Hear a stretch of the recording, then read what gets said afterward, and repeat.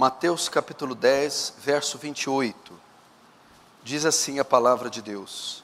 Jesus quem está dizendo: não temais os que matam o corpo, e não podem matar a alma.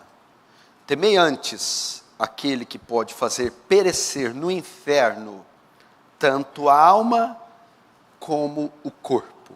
Feche os olhos, vamos orar mais uma vez. Santo Deus, diante do Senhor eu me rendo, diante da sua soberania, da sua eternidade, da sua imutabilidade, da sua grandeza, do seu poder. Reconheça minha dependência, minha insignificância diante de Ti. Diante do seu amor, graça e misericórdia, eu me rendo. E peço que Tu nos fale com poder e autoridade. Traga iluminação, Senhor, às doutrinas bíblicas, as quais o Senhor ensinou e pediu que nós aprendêssemos. Despeja da Tua graça sobre esse salão, gloriosa e abundante, abundando sobre todos nós pecadores. Toma mentes e corações cativos e reverentes diante da Tua palavra. Ajuda-nos e seremos ajudados. Liberta-nos e seremos livres. Santifica-nos e seremos santos. Salva-nos e seremos salvos. Faz Teu reino avançar, bondoso Deus. Nos conforma à imagem do Seu Filho. Oh Deus, e receba a glória para Si. Em nome de Jesus. Amém. Presta muita atenção aqui no que nós vamos falar. Eu gostaria muito da sua atenção nesse momento. É importantíssima a sua concentração para nós não perdermos o foco. Eu vou falar hoje de um assunto que não é muito popular nos púlpitos atuais. Hoje o meu desejo é de compartilhar com vocês sobre a doutrina do inferno, a doutrina da condenação eterna, a doutrina do juízo eterno, a doutrina do inferno. Este aspecto da soteriologia tem sido esquecido dos nossos púlpitos, não tem sido pregado. Esse aspecto da soteriologia, a condenação eterna, tem sido omitido dos púlpitos, conferências, dos livros atuais da igreja contemporânea. Não é um tema popular, não é um tema que conquista a simpatia das pessoas. Mas eu quero dizer que ele é tão bíblico, tão doutrinário, como os demais temas da Bíblia. As pessoas deste tempo perderam de vista, perderam a ideia do que elas foram salvas. Os crentes modernos, os crentes de hoje, perderam a ideia, perderam de vista do que Jesus as resgatou, do que Jesus as livrou. A igreja moderna perdeu de vista do que Jesus veio fazer na cruz, porque Ele morreu, ressuscitou e do que Ele nos salvou. A maioria das pessoas tem uma ideia hoje que Cristo veio salvá-las de uma vida miserável, que Cristo veio salvá-las das enfermidades, que Cristo veio salvá-las da pobreza. É isso que Cristo veio fazer. Foi por isso que Cristo se encarnou. Foi por isso que Cristo morreu. Porque não é da vontade de Deus que ninguém sofra. Não é da vontade de Deus que ninguém tenha uma vida infeliz. Não é a vontade de Deus a pobreza. Então, Jesus veio ao mundo para aliviar o sofrimento delas. Então, elas vão à igreja, elas se batizam ou supostamente se convertem, tendo em vista isso, que foram livres, que foram salvas do sofrimento. Elas perderam a ideia do que elas foram salvas. Eu quero dizer para você que nós não fomos salvos dessas coisas. Que Jesus não veio morrer na cruz e ressuscitar para nos salvar do sofrimento. Nós fomos salvos da ira de Deus. Nós fomos salvos da condenação eterna. Nós fomos resgatados do inferno. Foi isso que Jesus veio fazer. Então as pessoas perderam a ideia disso. Por essa razão, e por que perderam? Por não se pregar mais essa doutrina. Por não haver um ensinamento sólido, claro, rico, robusto, bíblico, acerca da condenação eterna. Por não haver uma exposição, uma conferência, um congresso, literatura abundante disponível a respeito desse tema, a doutrina do inferno. E por conta de não haver exposição disso, as pessoas perderam de vista do que elas são, podem ser, ou do que elas foram salvas. Deixar de pregar sobre o inferno diminui a natureza e os atributos de Deus. Porque o inferno, a doutrina do inferno, ela exalta a glória de Deus e os atributos de Deus. A justiça é central. Por quê? Porque uma punição tão severa assim só pode ser possível por causa da santidade e da justiça de Deus ofendidas. Então o inferno revela quão elevada é a santidade de Deus e quão justa é a sua justiça. Deixar de pregar o inferno é deixar de refrear o mal, é deixar o mal impune. Uma das razões porque a doutrina do inferno é real e verdadeira e foi colocada, uma das razões que o inferno foi criado é para que as pessoas temam. Então o mal é refreado por conta de saberem da gravidade da punição. Não é assim que uma sociedade contém a maldade e os crimes? Como? Quando ela coloca leis, e quem infligir a leis tem severas punições. As punições causadas pela violação da lei fazem com que os transgressores sejam inibidos de cometerem crimes. A doutrina do inferno refreia o mal da sociedade. Contém o mal oriundo do coração do homem. Deixar de pregar sobre o inferno é tirar as leis e os limites do homem para torná-lo uma máquina, um animal insaciável que destruirá os que estão ao seu redor e a si mesmo. Tornará ele uma máquina de autodestruição. Qual é a razão da doutrina do inferno ser tão impopular nos nossos dias? Qual a razão da doutrina do inferno está sendo omitida dos nossos púlpitos? Por que as pessoas desse século estão tão incrédulas, céticas, quanto à doutrina do inferno? Por que ninguém mais acredita? Não estou dizendo só de ímpios, a maioria devastadora dos ímpios, dos pagãos, dos incrédulos, não acreditam em um lugar como esse. E por incrível que pareça, milhares e milhões de cristãos também estão equivocados quanto ao seu conceito da perdição eterna. Qual a razão disso? A razão disso é que ao longo da história da igreja, foram aparecendo conceitos equivocados da doutrina do inferno. Ao longo da história da igreja, foram surgindo conceitos equivocados sobre a doutrina do inferno, que fizeram ou fazem com que as pessoas do nosso tempo desacreditem dessa doutrina.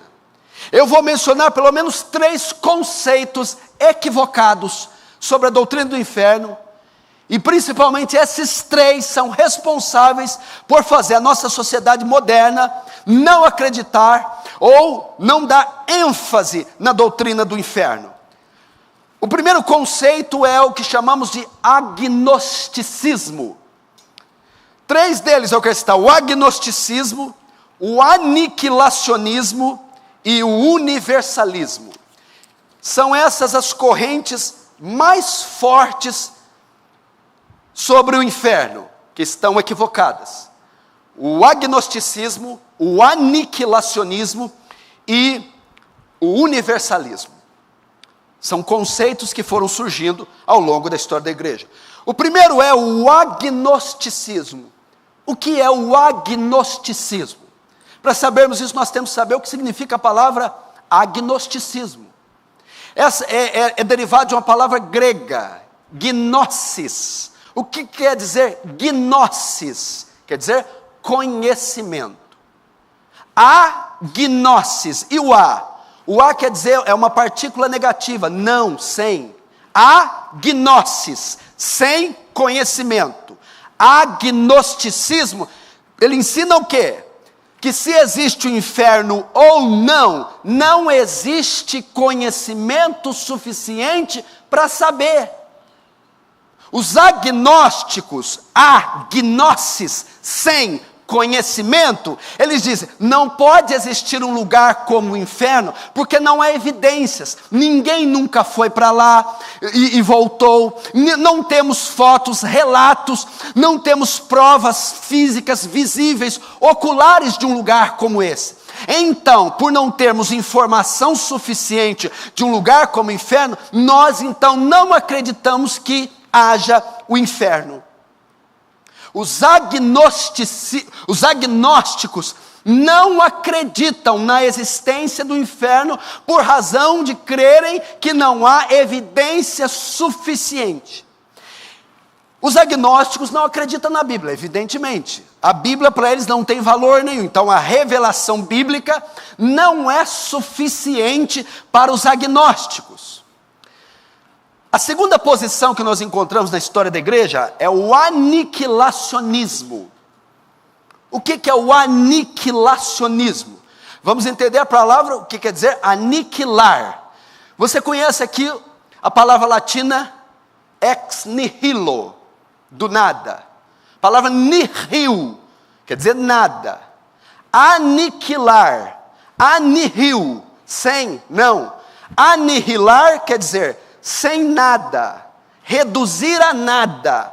Aniquilar quer dizer reduzir a nada. Os aniquilacionistas acreditam como?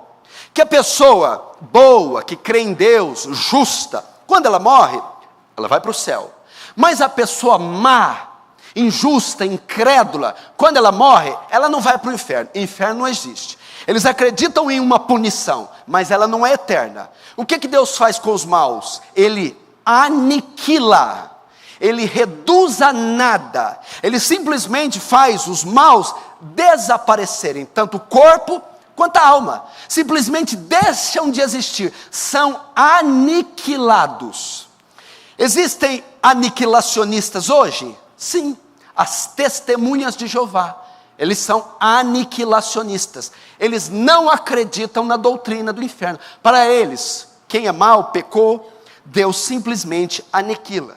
Existe outra grande figura do século 20 e 21, que era aniquilacionista também, John Stott. Por incrível que pareça, o maior exegeta do século era aniquilacionista. E os aniquilacionistas se baseiam em quais textos? Eles entendem que quando a palavra menciona que Deus destruirá os ímpios, isso é aniquilar. Por exemplo, Isaías 1:28. Mas os transgressores e os pecadores serão juntamente destruídos, e os que deixarem o Senhor serão consumidos. Segundo a Tessalonicenses 1:9. Os quais por castigo sofrerão eterna destruição. Eles interpretam esses versículos, olha só, está vendo? Os transgressores serão destruídos. E aqui, no outro texto, os quais reservado um castigo de eterna destruição. Mas eles não estão levando em conta a figura de linguagem que o autor está usando. O termo destruição não quer dizer deixar de existir. É usado para diversas coisas, destruir uma cidade, destruir uma nação, e também ele é usado para enunciar condenação eterna. Então os aniquilacionistas creem que o mal será aniquilado, reduzido a nada. A terceira posição na história da igreja, é a mais famosa, a mais comum, é a que está na moda, é o universalismo. O que quer dizer a palavra universal? Quer dizer católico. O que quer dizer a palavra católico? Ela é uma palavra que vem de duas palavras gregas, kata e olos.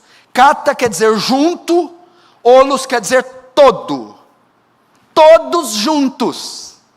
O universalismo crê que no final todos estarão juntos no céu. O que é isso? O universalismo ensina que no final dos tempos, Deus não vai condenar ninguém. Ele vai salvar todas as pessoas. Os justos e os injustos. Os crentes e os incrédulos. Os salvos e os não salvos. A doutrina universalista ensina que no final dos tempos, o Senhor restaurará toda a criação e salvará todo mundo. De onde os universalistas tiram essa ideia? De Atos capítulo 3, 19 e 21. Quando Pedro está dando um discurso, ele vai dizer assim: o qual convém que o céu contenha até os tempos da restauração de tudo. É um verbo grego chamado apocatástase. Quer dizer, a restauração de todas as coisas. Os universalistas acreditam que no final dos tempos, quando Jesus voltar, Ele restaurará toda a criação. E inclusive salvará todos os perdidos. Por causa desse verbo grego que está em Atos 3 e em Efésios 1:9. Segundo o seu beneplácito que puser em Cristo, de fazer convergir nele, na dispensação da plenitude dos tempos, todas as coisas, tanto no céu como na terra. Tudo vai convergir em Cristo no final dos tempos. Os universalistas creem de tal maneira isso, que eles creem que até o diabo será salvo. Até o diabo será perdoado, os demônios serão perdoados, os estupradores, o inferno se abrirá, todos serão salvos. Essa é a doutrina que chamamos universalismo. Então, por causa dessas três posições, o agnosticismo sem conhecimento. Não tem conhecimento de inferno, logo o inferno não existe. O aniquilacionismo, Deus é um ser muito bom. Não vai deixar ninguém torrando lá toda a eternidade no inferno. Simplesmente aniquila, anihil, reduz a nada. E o terceiro, universalismo. No final, vai passar todo mundo. Quem estudou para a prova, quem não estudou, todo mundo vai para o céu. Até Satanás, acredite você ou não. Por causa dessas três posições que foram surgindo, e tantas outras, mas eu escolhi apenas essas três, as pessoas então estão confusas, incrédulas e ignorantes quanto à doutrina do inferno.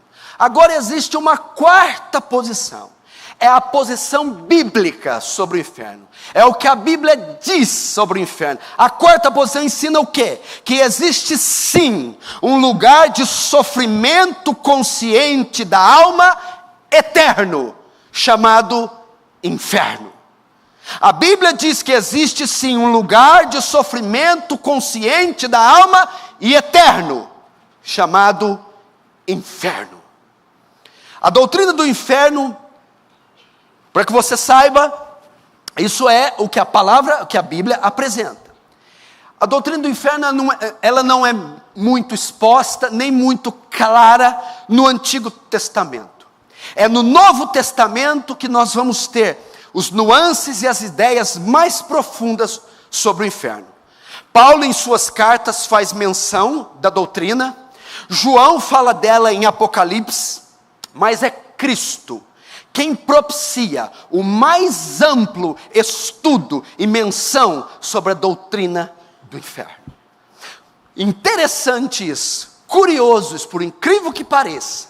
O Antigo Testamento não é claro quanto ao inferno. Você vai ter clareza dessa doutrina no Novo.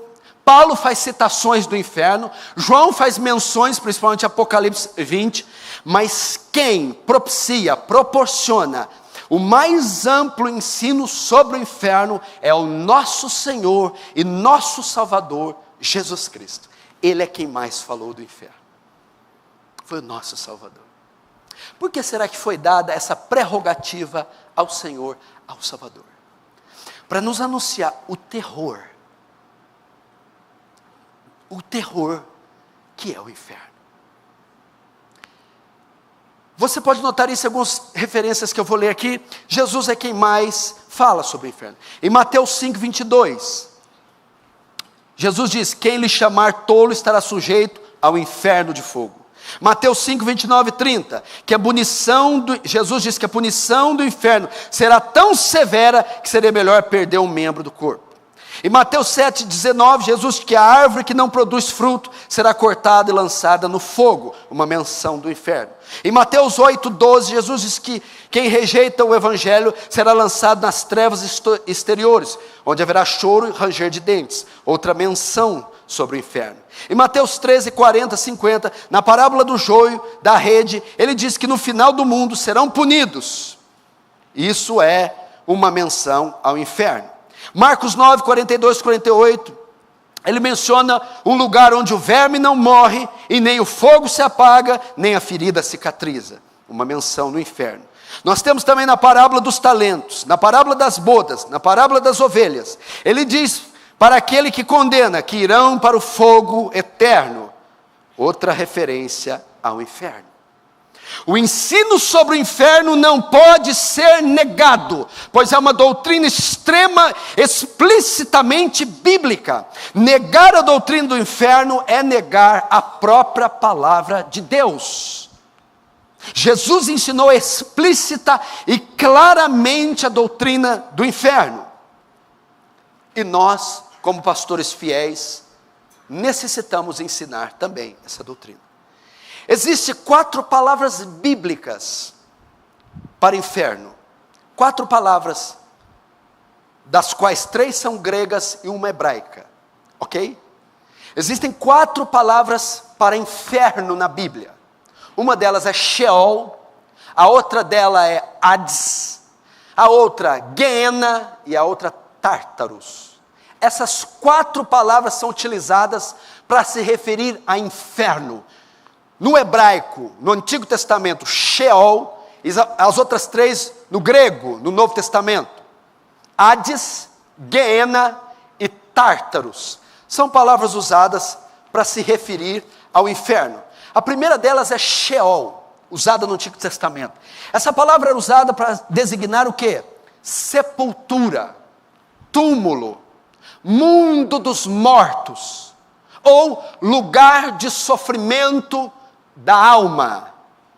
Assim se referia a inferno no Antigo Testamento. Temos referências em Jó 13, 17, 13, Salmo 16, 10, Salmo 88, 3, Isaías 38, 18, mencionam Sheol, para sepultura, túmulo, mundo dos mortos e lugar de tormento da alma. A primeira palavra grega que temos é Hades. O Hades é quase que a transliteração grega do hebraico Sheol. O Hades também significa mundo dos mortos, sepultura e inferno. Sheol é o inferno do Antigo Testamento. Hades, o inferno do Novo. Ela é especialmente usada em Lucas 16, na parábola do rico e Lázaro. Se lembram? O mendigo Lázaro morre cheio de chagas e vai para o céu, para o paraíso, para o seio de Abraão. O rico morre e vai para o Hades. Hades é a palavra usada para designar inferno, lugar de tormento.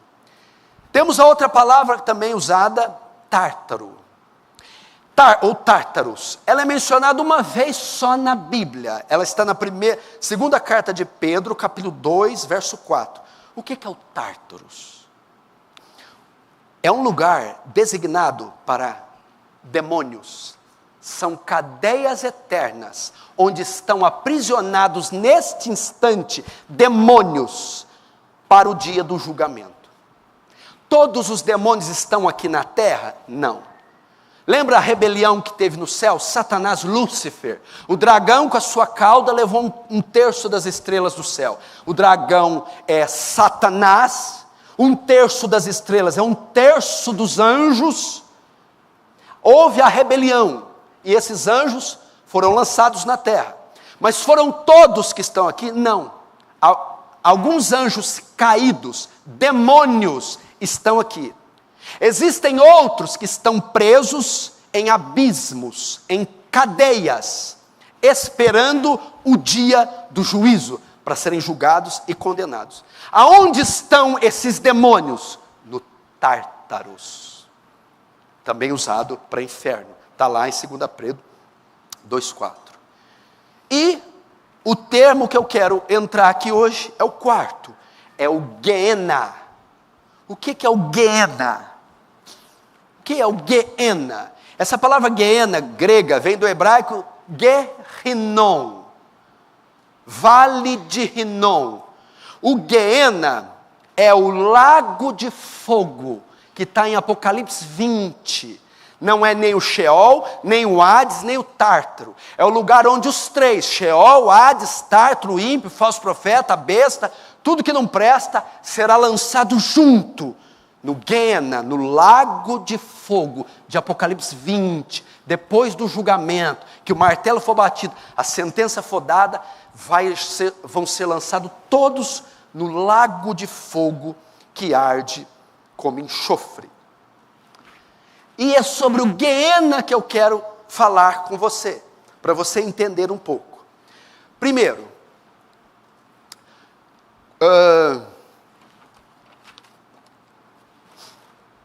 o que acontece com uma pessoa quando ela morre hoje? Para onde ela vai? Para onde vai o corpo? Para onde vai a alma? O crente em Jesus, fiel, crente verdadeiro, morre hoje. Para onde ele vai? O ímpio, se morre hoje, o que acontece com ele? Segundo a Bíblia, é dessa maneira que nós entendemos. O crente em Jesus, ele morre hoje. Para onde ele vai? O corpo dele vai para a sepultura, para o túmulo. Sem terra ele está lá. A alma dele vai para o céu, no mesmo instante. Ok? O corpo para o cemitério. A alma para o seio de Abraão, para o paraíso, para o céu. Nós não cremos na doutrina do sono da alma. Muitos cristãos carismáticos acreditam que o crente morre e fica dormindo, esperando o arrebatamento ou a volta de Jesus, a ressurreição. Não. Como que eu provo isso? Quando Jesus está na cruz, prestes a morrer, crucificado, do lado esquerdo um ladrão, do direito outro. Aquele que se arrepende, Jesus diz, o ladrão diz, mestre, lembra-te de mim quando entrares no teu reino.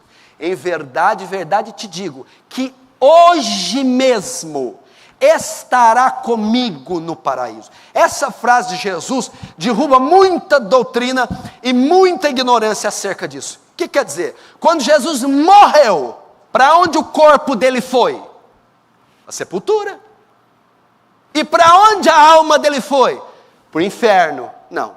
Jesus nunca foi no inferno. Nunca esteve no inferno. Nunca entrou no inferno. Ele criou o inferno, é dono do inferno, tem as chaves do inferno, é senhor do inferno, mas nunca desceu no inferno, nunca entrou no inferno. Ele disse, em verdade vos digo que hoje estará comigo no inferno, no paraíso. O corpo entrou na tumba. A alma subiu para o céu. O ladrão, perdoado, quando morreu, o corpo foi enterrado. A alma entrou no céu. Então, quebra-se a primeira doutrina. Jesus nunca desceu aos céus. O credo apostólico, quando diz, creio, Senhor Deus Todo-Poderoso, Criador do céu e da terra, e Jesus Cristo, seu único Filho, nosso Senhor, nasceu da Virgem Maria, padeceu sob Pôncio Pilato, foi crucificado, morto, sepultado, desceu ao Hades. A tradução do latim foi inferno. Mas ele desceu à sepultura. Jesus foi enterrado. É isso que o credo apostólico diz. Jesus foi enterrado. Morreu. Entrou no sepultura. Não quer dizer que Jesus desceu no Hades, inferno. Então o corpo foi na sepultura, a alma entrou no céu. Jesus nunca entrou no inferno. Segundo, a doutrina do sono da alma. Quando morre em Cristo, fica dormindo. Ou que morre também em pecado, fica dormindo, esperando. Haja sono. Imagina quanto tempo que Adão está dormindo. Não, meu querido, acabou. Você quer outra palavra que quebra isso? Na transfiguração, Moisés apareceu. Moisés e quem? Elias. Elias morreu? Não. E Moisés morreu? Morreu ou não morreu? Então, Moisés, quando aparece na transfiguração, Moisés não estava dormindo. Moisés estava vivo, acordado, estava ali. Não existe sono da alma. Quando morre, imediatamente vai para o céu. O ímpio, o que morre sem Jesus, para onde vai? O corpo, para o caixão, para o túmulo. E a alma? Para o mesmo lugar que o rico da parábola vai. Hades. O que é o Hades? Ranger de dentes, sofrimento, suplício, castigo. Quem morrer agora sem Cristo vai ser enterrado, carbonizado, mutilado, não sei. Mas a alma desce para o Hades, para o lugar de tormento, sofrimento, ranger de dentes. Ok? Quem morre com Cristo, corpo à sepultura, a alma para o céu, para estar com o Senhor. Quem morre sem Cristo, corpo à sepultura, mas a alma para o Hades. Agora, e o Guiena? Para que funciona o Guiena? O Guiena é para ser lançado depois da ressurreição. Mateus capítulo 10, 28, que você leu, diz assim: não temais quem mata o corpo, antes temais quem pode fazer tanto o corpo quanto a alma perecer no inferno. A palavra inferno, para a parábola do rico, é Hades, onde está só a alma. A palavra inferno, para Mateus 10, é Guiena, onde entra a alma e o corpo. Hades, só estão a alma, antes da ressurreição. Guiena, corpo e alma, após a ressurreição. O que é o Guiena? Quando Jesus voltar e ressuscitar os mortos, os corpos dos condenados, dos ímpios, se ajuntarão às suas almas, eles sairão do Hades, Apocalipse 20, deu o mar os mortos que nele havia, deu o mar o inferno. O que fala a palavra ali? O mar traz para fora o Hades, e o ímpio, o falso profeta, a besta, e o Hades é lançado no Guiena, no lago que arde como enxofre. Então o que acontece? Quando Jesus voltar, os justos ressuscitam com corpos glorificados e entram no céu agora, tanto o corpo quanto a alma. O justo está no céu agora, só a alma. O corpo se desfez. Na volta de Jesus, esse corpo vai ser juntado, recomposto e se unir à alma num corpo glorificado. E ele entrará tanto a alma quanto o corpo no céu. O ímpio sairá do Hades e o corpo, esteja onde estiver, se juntará à alma, corpo e alma. Agora serão lançados no Guiena, no lago de fogo. Após o julgamento, entendeu? Os corpos do justo e do ímpio estão nos cemitérios, ou se desfizeram, se apodreceram, viraram cinza. Com a volta de Jesus, ambos vão se recompor e vão ressuscitar e se unir, corpo com alma, para um. Corpo e alma ir para o céu, corpo e alma, não mais para o Hades, onde só sofre a alma, mas agora Guiena, lago de fogo, onde é lançado tanto o corpo quanto a alma. O que é Guiena? Por que Jesus usou Guiena para se referir a inferno? Hades é sepultura, mundo dos mortos, lugar de sofrimento. E Guiena? Porque ele tirou, de onde ele tirou essa palavra? Guiena quer dizer Guerrinom, vale de Rinom, vale dos filhos de Rinom. No Antigo Testamento, era um vale, um local, onde eles faziam rituais ao deus pagão Moloque. Eles queimavam os seus filhos, queimavam crianças neste vale de Rinom. Manassés usou esse vale, queimou crianças. O perverso rei Acás usou esse vale, o vale de Rinom. Jeremias veio chamar de vale da matança, Jeremias capítulo 7, isso no Antigo Testamento. Posteriormente, próximo ao Novo Testamento, o vale de Rinom, que está ao sul de Jerusalém, se tornou o lixão da cidade.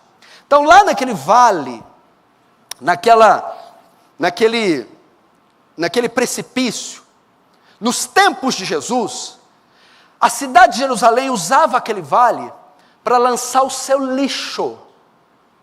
E esse lixo era incinerado, colocado fogo. É assim que as pessoas resolvem o problema do acúmulo do lixo. E o que se jogava lá no vale de Rinom, local que antigamente Manassés e Acás ofereciam seus filhos, e mais ainda os pagãos faziam cultos ao deus Moloque. Na época de Jerusalém, eles jogavam o lixo da cidade lá. Comida, papel, roupa, carne podre, pedaços de animais, cadáveres de animais, pedaços de corpos humanos, amputados, mão, perna, cadáveres humanos, todos eram lançados ali. E o que tinha mais? Por causa daquela quantidade de lixo, havia muito verme, bicho, misturado com lixo. E eles atiravam fogo para incinerar, queimar. A quantidade de lixo que recebia o vale de Rinom, o lixão de Jerusalém, é tão grande que não dava tempo do fogo apagar. Por isso que o fogo nunca apagava, ficava queimando constantemente. Então Jesus, quando foi falar do inferno, do lago de fogo, ele falou para os judeus: dá uma olhada ali no vale de Rinom.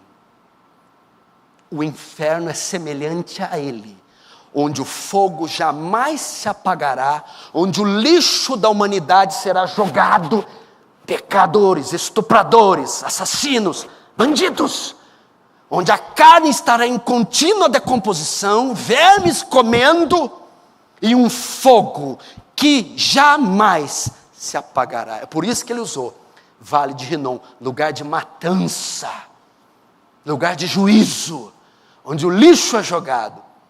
Esse não é o Hades só da alma, esse é onde a alma e o corpo, depois da ressurreição e do julgamento do trono branco, serão lançados. Por isso que Jesus usou Rinom.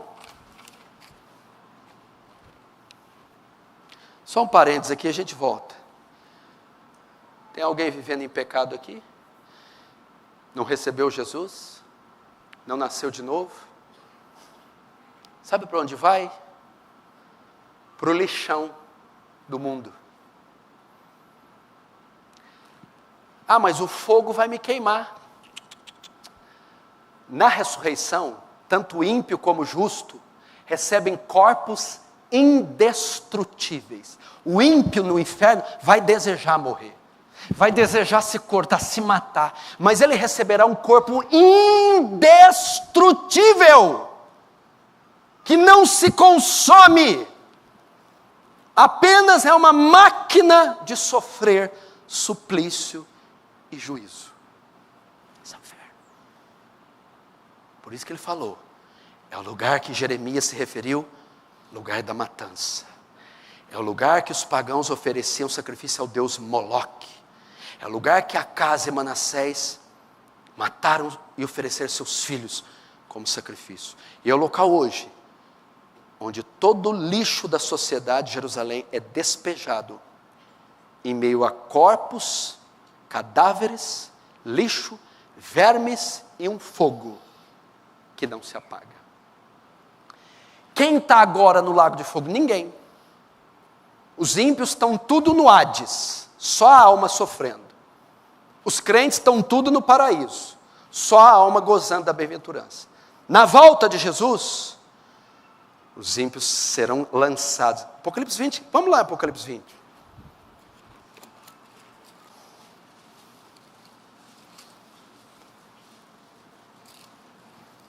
Apocalipse 20, verso 10. Olha isso aqui. O diabo, o sedutor deles, foi lançado para dentro do lago de fogo e enxofre, que é o Guiena, que não é Hades, aqui é Guiena, onde já se encontram não só a besta, como também o falso profeta, e serão atormentados de dia e de noite, pelos séculos dos séculos. Agora olha aqui, o verso 13, Apocalipse 20, 13.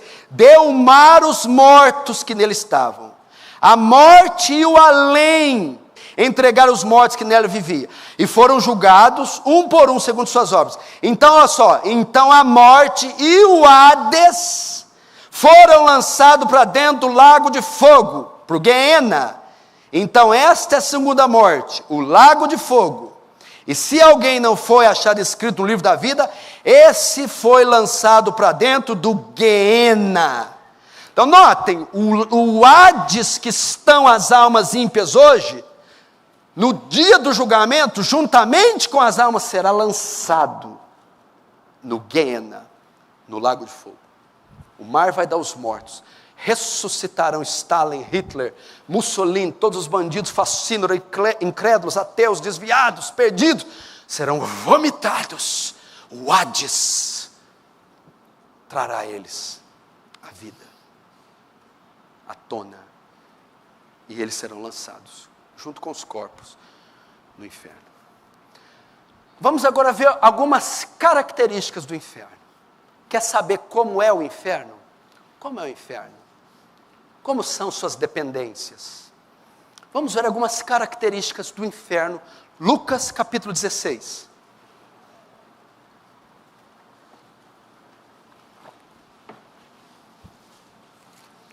Lucas 16.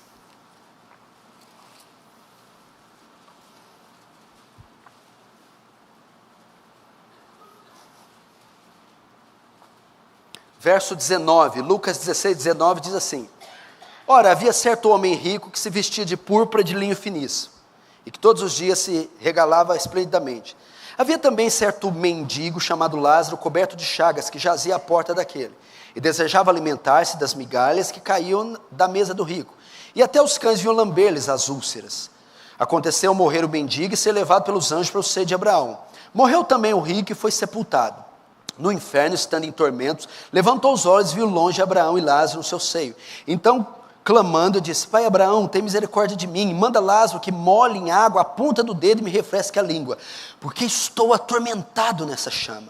Disse, porém, Abraão: Filho, lembra-te que recebeste os teus bens em vida e Lázaro igualmente os males. Agora, pois, aqui ele está consolado e tu em tormentos. Além de tudo, está posto um grande abismo entre nós e vós, de sorte que os que querem passar daqui para vós outros não podem, nem os de lá passar para nós. Então replicou: Pai, te imploro que mande a minha casa paterna. Até aí.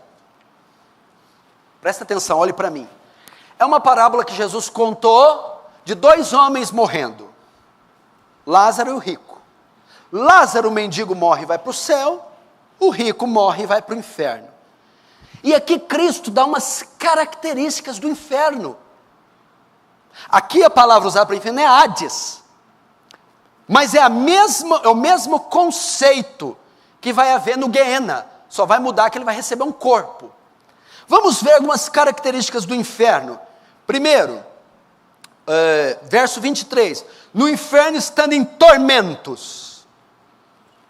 Primeiro, você tem que entender que há conceitos que acham que o inferno é um lugar para estar isolado. Apenas isso. O inferno, a punição do ímpio, vem em forma de sofrimento. O inferno não só é um lugar de isolamento, de exclusão, não é só aniquilação, é um lugar para o ímpio sofrer, sofrimento. Notem que ele usa o termo ainda no plural, sofrimentos, uma bateria de juízos. Uma bateria de punições, juízos. O inferno é um lugar de sofrimento. Veja só Apocalipse 20, 10. E o diabo que os enganava foi lançado no lago de fogo e enxofre, onde então a besta e o falso profeta de dia e de noite serão atormentados. Ninguém vai no inferno para passear, beber um suco. Eles serão de dia e de noite atormentados. Lugar de tormentos. Quando usa lago de fogo e enxofre, você pergunta, pastor, é fogo literal no inferno? É fogo que risca com fósforo e isqueiro? Eu não sei ao certo se é assim, mas a ideia de fogo e enxofre, o enxofre é um componente químico do ácido. É para dar ideia de dor, queimação, queimadura, tormento, aflição, fogo. O inferno é um lugar de sofrimento. Mateus 25, 41 e 46. Então meu Pai dirá também aos que estiverem à sua esquerda: apartai-vos de mim, malditos, e estes irão para o tormento eterno. Primeira característica do inferno: lugar de sofrimento. E qual é o nível do sofrimento, querido? A punição no inferno será tão severa. Olha os termos que Jesus usa para nos prevenir do inferno. Mateus 18, 6. Mas qualquer que escandalizar um destes pequeninos que crê em mim, melhor lhe fora que pendurasse ao pescoço uma pedra e submergisse a profundeza do mar. Jesus está dizendo, é melhor que vocês morressem, é melhor morrer afogado, é melhor ficar pendurado dentro do mar por uma pedra, do que ir para o lugar que eu os enviarei. Jesus está dizendo, é tão terrível, a punição é tão severa, que seria melhor o suicídio, seria melhor a extinção, a morte. Mateus 5, 29. Portanto, se teu olho ou mão direita te escandalizar, corta, arranca, atira para longe de ti, pois é melhor que se perca um dos teus membros, que todo o corpo seja lançado no inferno. Jesus está dizendo de algo ruim, difícil, amputação. É melhor que você ampute um membro, sofra um acidente, é melhor que você, do que ir para o inferno. Jesus está dizendo que a punição é tão severa, tão inimaginável, que ele compara morte, suicídio, amputação, coisas terríveis, como pequenas, perto do que vai vir. O inferno é algo de punição severa. Severa, meu irmão. Está divertindo? É melhor que você fosse picoteado, cego, paralítico, do que entrar nesse local. Segunda característica do inferno, é uma das mais terríveis. 24. Então, clamando, disse: Pai Abraão, tem misericórdia de mim, e manda Lázaro que molhe em água a ponta do dedo e me refresque a língua. Aí o que Jesus responde na parábola? Não tem jeito, não pode. A ideia é que é o quê? Ele está sendo tão atormentado pelas chamas, que ele está pedindo que molhe a ponta do dedo na água e põe na ponta da língua. O sofrimento é tão intenso, a sede é para tipificar as chamas tão quentes, flagelando tanto que ele queria uma gota de água na ponta da língua. O que eu aprendo? Segunda característica do inferno: a ausência total do alívio da dor. Não haverá alívio para a dor. Não haverá alívio para a dor. Veja só, quando você quebra um fêmur, faz uma cesariana, extrai um dente, tem uma cólica renal, uma queimadura, uma fratura, um capotamento, e você é submetido a dores agonizantes, que você passa noites sem dormir, antibiótico, anti-inflamatório, morfina, a sua mente está condicionada, vai passar, o osso vai colar, vai cicatrizar, logo começa o efeito do remédio, 10 dias, 15, até 20, pode durar 30, passou.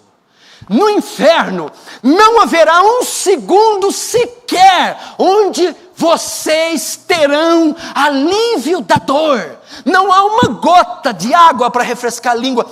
Veja só que coisa terrível. Apocalipse 14, 10, 11, olha. Também este beberá do vinho da ira de Deus, que se deitou sem mistura no cálice da sua ira, e será atormentado com fogo e enxofre, diante dos santos anjos, diante do Cordeiro. Olha essa frase: e não tem repouso, nem de dia e nem de noite, os que adoram a besta e a sua imagem, aquele que recebe o seu sinal. Não tem repouso, nem de dia, nem de noite. Primeira característica do inferno: sofrimento inimaginável. Segundo, ausência do alívio. Não haverá alívio para a dor. Terceiro, verso 25: lembra-te, porém, Abraão, disse, porém, Abraão, filho, lembra-te que recebeste teus bens em vida, e Lázaro igualmente os males. Agora, pois, aqui ele está consolado e tu em tormentos. Terceiro, lembra-te. Lembra-te.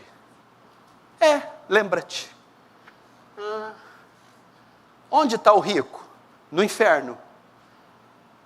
Aí Abraão fala para ele: lembra-te, a memória não será tirada no inferno.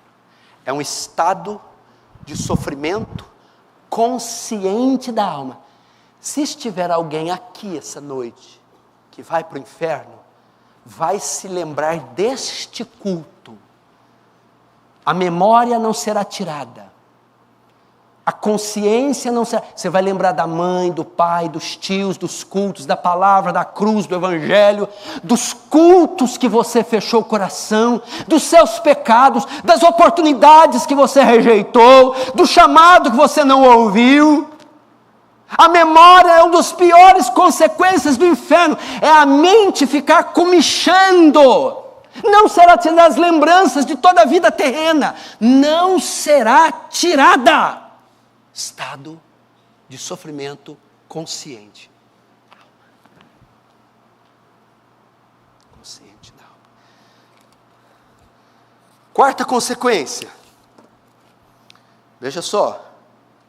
Verso 26, e além de tudo está posto um grande abismo entre nós e vós, de sorte que os que querem passar daqui para vós outros não podem, nem os de lá passar para cá. Quarto, um grande abismo. Ninguém daí, rico, pode passar daí para cá. Há um abismo entre céu e inferno. O que é isso?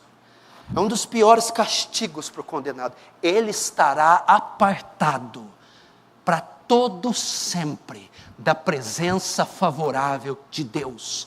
Ele nunca mais verá a Deus, ouvirá a Deus, estará em sua presença.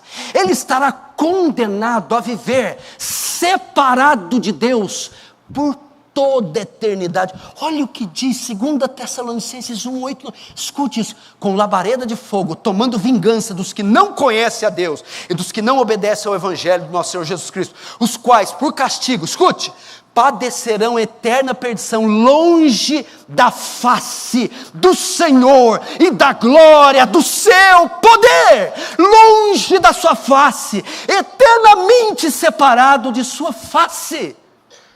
E rico, tem um abismo entre você e nós.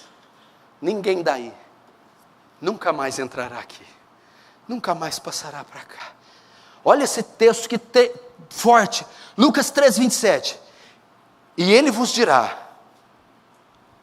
no julgamento, Jesus: em verdade vos digo, que não vos conheço, nem sei de onde vós sois.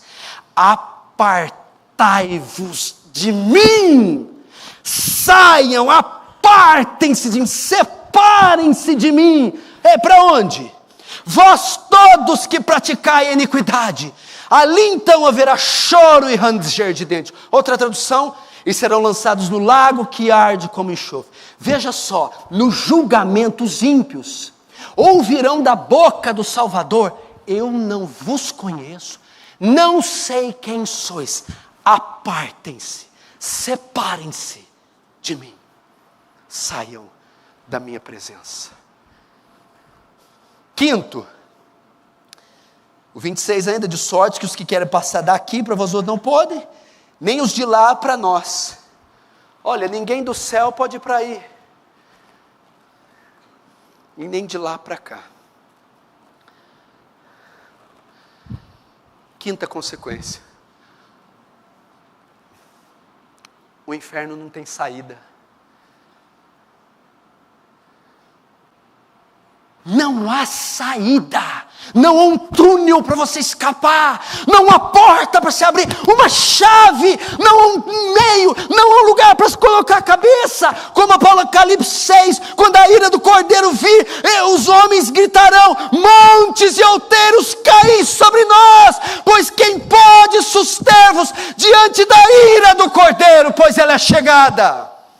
Vão desejar se esconder, saltar muros, entrar em túneis, fugir. Não há túnel, não há porta, não há muro, não há saída. Só há a porta de entrada. Agora a pior consequência do inferno. Porque ele é a soma de todos os outros. Qual é? Ele é eterno. Um lugar sem saída, eterno. Longe da face de Deus, eternos. Sofrimento, eterno. Sofrimento inimaginável, eterno. A ausência do alívio da dor, eternos. Eternos. Qual a ideia de eterno? Sem fim. Pelos séculos dos séculos, eterno. Mateus 25, 46, olha só. Irão estes para o tormento eterno, mas os justos para a vida eterna. Daniel 12, 2. Muitos que dormem no pó ressuscitarão, uns para a vida eterna e outros para a vergonha eternos. Mateus 25, 41. Então dirá também os que estiverem à sua esquerda, apartai-vos de mim, maldito, para o fogo eterno. Apocalipse 14, 10, 11. Também este beberá do vinho da ira de Deus, que se deitou sem mistura no cálice da sua ira, e será atormentado com fogo e enxofre, diante dos santos anjos e diante do Cordeiro, e a fumaça do seu tormento sobe para todo sempre, eterno. O inferno é eterno.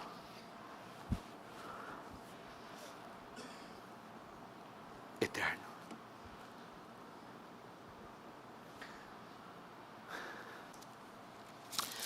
Agora existe uma coisa ainda. Graus de punição no inferno. Graus de punição do inferno. Como assim? Existem níveis de sofrimento no inferno. Vejam só. Uma velhinha ímpia que morrer e for lançada no inferno, não sofrerá a mesma punição que Adolf Hitler, que matou 6 milhões de judeus. Ambos irão para o inferno, mas terão punições distintas. A Bíblia fala de diferença de punições. Vamos trazer assim para uma linguagem mais fácil. Hitler vai ficar no lugar mais quente no inferno que a velhinha. Hitler, que é mais mau, vai ficar numa ala mais funda, nas galés, nos escombros do inferno. Então a Bíblia fala de categorias, graus de punição no inferno. Onde está isso? Olha só. Lucas 12, 47, não precisa abrir, eu vou ler rápido. Aquele servo, porém, que não conheceu a vontade de seu senhor, e não se aprontou, nem fez segundo a sua vontade, será punido com muitos açoites, ok? Aquele, porém, que não soube sua vontade do seu senhor, e fez coisas dignas de reprovação, levará poucos açoites, porque ao que muito foi dado, muito será cobrado. Entendeu? O que está dizendo? No inferno as pessoas serão punidas à luz do conhecimento que possuíam. Então os incrédulos, os ignorantes, aqui já dá margem para mostrar que a ignorância não salva ninguém. O índio da tribo, as pessoas menos esclarecidas, com menos luz, com menos conhecimento, que tiveram menos depravadas, que cometeram menos delitos ou delitos menos graves, irão ser condenadas, mas sofrerão a punição menos severa, menos açoites. Não sei como vai ser isso. E as pessoas que receberam mais capacidade, mais inteligência, intelecto, conhecimento da verdade, até ouviram o Evangelho, mas usaram todo o conhecimento para o mal, essas receberão punição mais severa no inferno. Então, como se fosse, vamos dizer, numa prisão. Alguns ficarão numa prisão com alguma regalia, nas dependências centrais do presídio, e outros ficarão nas catacumbas dos presídios. Segurança máxima, com menos regalia, com mais sofrimento. Essa é a ideia que Jesus diz. Por exemplo, Marcos 12:40, dizia ele: guardai-vos dos escribas, os quais devoram as casas das viúvas. Estes sofrerão juízo muito mais severo. Por quê? O escriba tem um conhecimento maior. E se ele transgride a lei, a punição dele é mais severa. Haverá graus de sofrimento no inferno. Último, quem entrará no inferno? Quem estará lá? Quem entrará? Apocalipse 21:8. Quanto, porém, aos covardes, aos incrédulos, aos abomináveis, aos assassinos, aos impuros, aos feiticeiros, aos idólatras e a todos os mentirosos, a parte que lhes cabe será o lago que arde como enxofre, a saber, a segunda morte. João, ele lista aqui algumas categorias de pessoas que entrarão no inferno. Vamos ouvir rapidamente. Quem estará no inferno? Quem irá para lá? Primeiro, os covardes. Quem são os covardes? São simpatizantes da igreja e da fé, que nunca se decidem por Cristo, pois têm medo das consequências. É aquele que nunca se batiza, nunca se decide, nunca professa sua fé, nunca se converte. O covarde ou tímidos. Segundo, incrédulos. Aqueles que se recusam a aceitar a mensagem do Evangelho. Recusam-se a crer em um único Deus, em um único caminho, que é Jesus. Os incrédulos. Segundo, os abomináveis. Terceiro, quem são esses? Os que vivem uma vida absolutamente oposta aos mandamentos. Esses estão saturados pelo mundo, cometem toda sorte de abominação. Pedofilia, assassinato, coisa hedionda. Os abomináveis estão tão saturados do mundo, esses irão para o inferno. Assassinos, todo aquele que tira a vida de outro, aquele que mata inocentes, e como Jesus diz, aquele que tem ódio pelo próximo, que a Bíblia diz, que quem odeia o seu irmão é assassino, e sabemos que nenhum homicida tem parte nele a vida eterna. Sexto, os impuros. O que é isso? Qualquer impureza de ordem sexual, prostituição, orgias, os impuros, todos esses envolvidos nesses tipos de pecados, irão para o inferno. Sétimo, feiticeiros, envolvidos em magia negra, ocultismo, invocação de mortos, uso de drogas, rituais de ocultismo, irão para o inferno. Sétimo, os idólatras. Quem são os idólatras? A adoração de qualquer objeto ou pessoa que não seja Deus. Idólatra aqui não é só que adora imagem, é qualquer um que põe no seu coração um lugar que só Deus pode ocupar. Idolatra marido, idolatra casamento, idolatra namoro, idolatra carro, idolatra emprego, idolatra ministério, idolatra pastor, ídolo, aquele que tem ídolos. Adoração de qualquer objeto ou pessoa que não seja Deus. E último, todos os mentirosos, tudo que contraria a verdade da Escritura, falsidade, mentira. Aquele que vive uma mentira, que conta mentira, que vive numa falsidade, esse não herdará o reino dos céus, irá para o inferno. Meu irmão, essa é a doutrina do inferno. Essa é a doutrina do inferno. O inferno é real. O inferno existe. Já tem pessoas sofrendo lá, no ranger de dentes.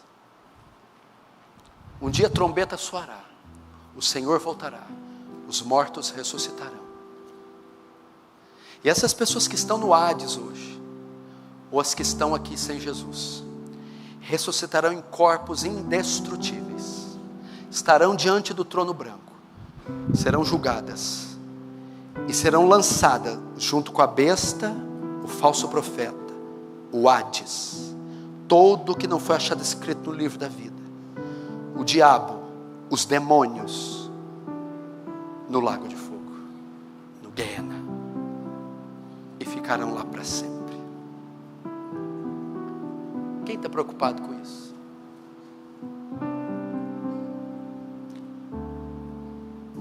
Quem está preocupado com isso? Jesus fala assim, ó: louco! Amanhã pedirão a tua alma. O que tens preparado? Para quem será? Jesus está dizendo, você pode morrer agora. Como vai estar a tua vida? Pastor, como eu escapo desse local?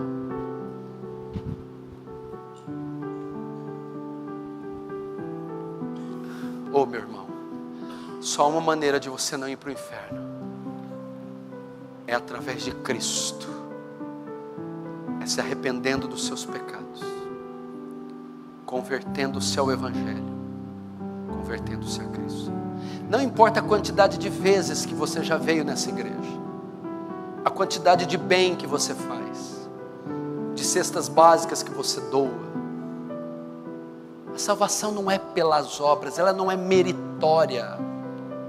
Tudo que você... Por isso que eu tenho ódio daquela música, restitui, eu quero de volta o que é meu. A única coisa que é seu é o lago de fogo, é a ira de Deus.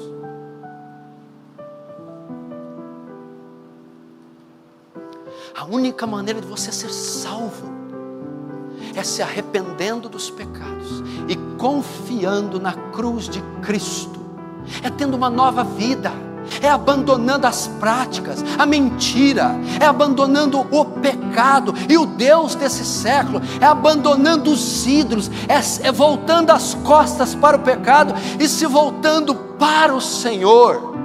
É crer, meu irmão, que Cristo é a sua justiça, que Ele morreu como um sacrifício substitutivo em seu lugar, que Ele levou sobre Ele e sobre o madeiro os seus pecados, que Ele pagou pelos seus pecados, sofrendo a santa, violenta ira de Deus, satisfazendo assim a justiça divina. Se você não se arrepender, se você não crer, se você não nascer de novo, tudo que te espera é este lugar. Ele está reservado para o ímpio, para aquele que rejeitou a mensagem do Evangelho.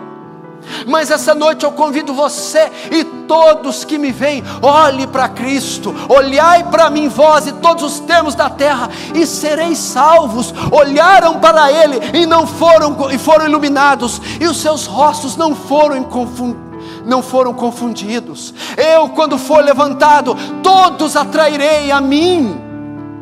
Meu irmão, olhe para Jesus, Ele vai atrair.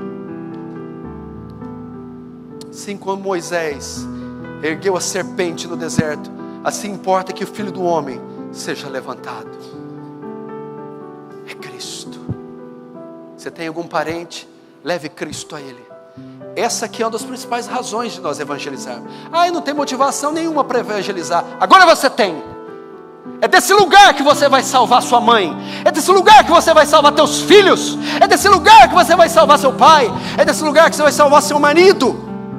Essa é a maior motivação para evangelizar, resgatá-los, salvá-los da ira vindoura. E eu quero convidar você. Tem pessoas aqui que são simpatizantes do Evangelho, outros aqui são apenas religiosos, como os escribas versados. Maior condenação haverá para você, tanto sermão ouvido, tanto livro lido, tanta mensagem, tanto vídeo. E Jesus diz que maior castigo vai ser dado, porque o que muito foi dado, muito será cobrado. Será possível que você precisa ir para o inferno? Será possível que você não pode recebê-lo hoje? Meu irmão, eu não tenho prazer na morte do que morre, diz o Senhor. Meu irmão, você não precisa ir ao inferno. Você pode se converter hoje, olhando para a cruz, não para as suas obras, olhando para o sangue de Jesus derramado, para o amor de Deus expresso naquela cruz. Se você é essa pessoa, feche os olhos, curva a sua cabeça. Antes de você fechar o vídeo, eu tenho um recado muito importante para você. Talvez você assista os vídeos do canal há muitos anos e ainda não é inscrito. Então, eu te convido agora mesmo a se inscrever. Basta você clicar no botão vermelho aqui embaixo do vídeo e inscreva-se. E para você receber novas notificações de novos vídeos do canal, acione o sininho que está à direita deste botão. E se você gostou desse vídeo, clique em gostei e ajude o canal Defesa do Evangelho a alcançar mais pessoas, para que possam ouvir o verdadeiro Evangelho. Deus abençoe você e um forte abraço.